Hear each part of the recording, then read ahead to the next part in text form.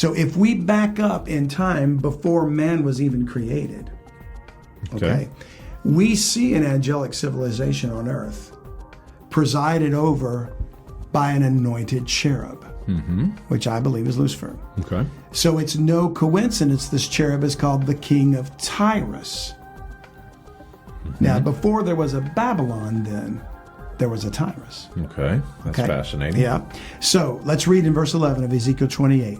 Moreover, the word of the Lord came unto me, saying, Son of man, take up a lamentation upon the king of Tyrus. What's a lamentation? Wailing, mourning, lamenting. Okay. That's say, right. That's right. Woe unto him, Okay. And say unto him, Thus saith the Lord God, Thou, Tyrus, thou sealest up the sum, full of wisdom, and perfect in beauty. Thou hast been in Eden, the garden of God. Our first hint that this is not a man. Okay. Every precious stone was thy covering. The sardius, the topaz, the diamond, the beryl, the onyx, and the jasper, the sapphire, the emerald, and the carbuncle, and gold. He's rich. And the workmanship of thy tabrets and of thy pipes was prepared in thee in the day that thou wast created. It's a created being. And he's got built-in musical instruments.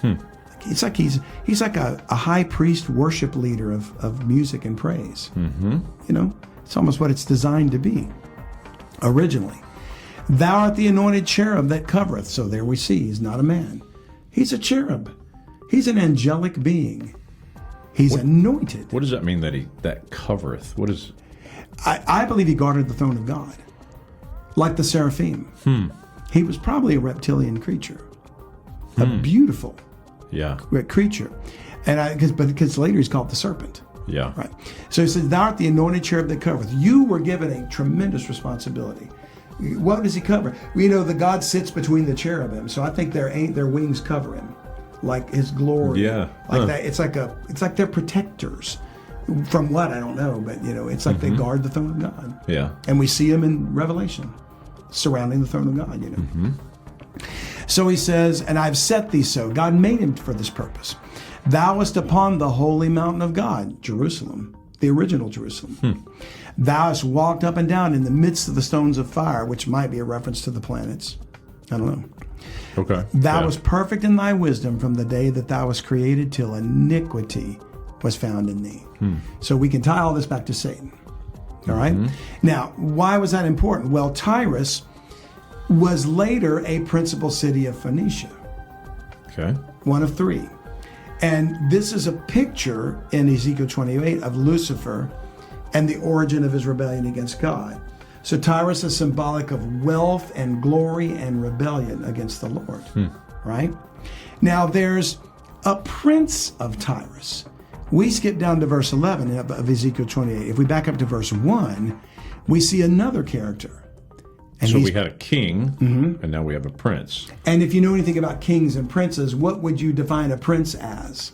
Son of the king. There you go. Yeah. Right? Yeah. So why wouldn't this be true now, then, as it was now? Right? So the prince of Tyrus is described as having great riches, and he is a type of the Antichrist. Yeah, that would make sense. If Lucifer is the anointed cherub and he's the serpent, then the seed of the serpent is the prince of Tyrus. Right?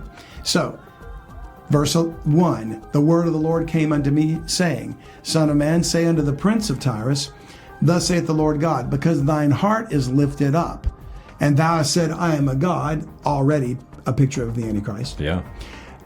I sit in the seat of God, throne of Jerusalem. Yeah.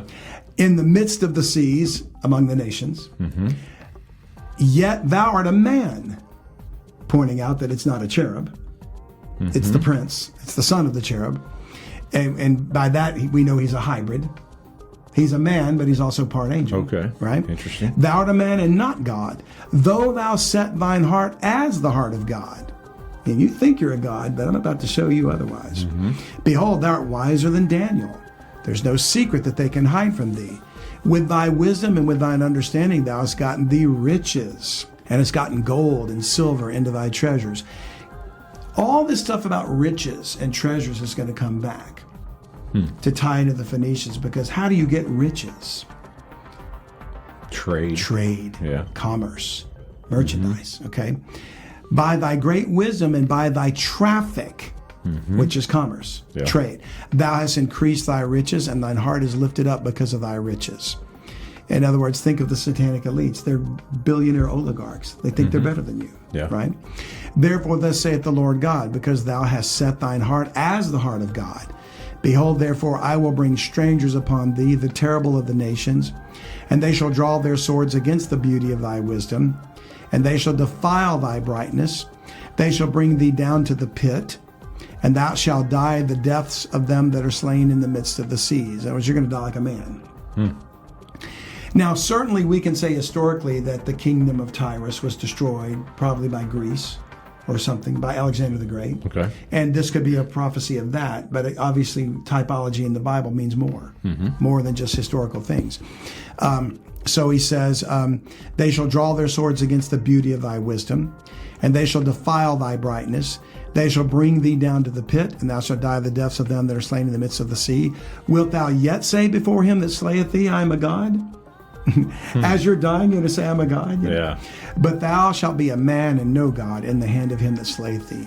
Thou shalt die the deaths of the uncircumcised by the hand of strangers, for I've spoken it, saith the Lord God. So in this we see a picture of the Antichrist. And I think it ties into the connection that Phoenicia, via Tyrus, has to the end times. Okay. When the Antichrist is king and worshipped over all the earth,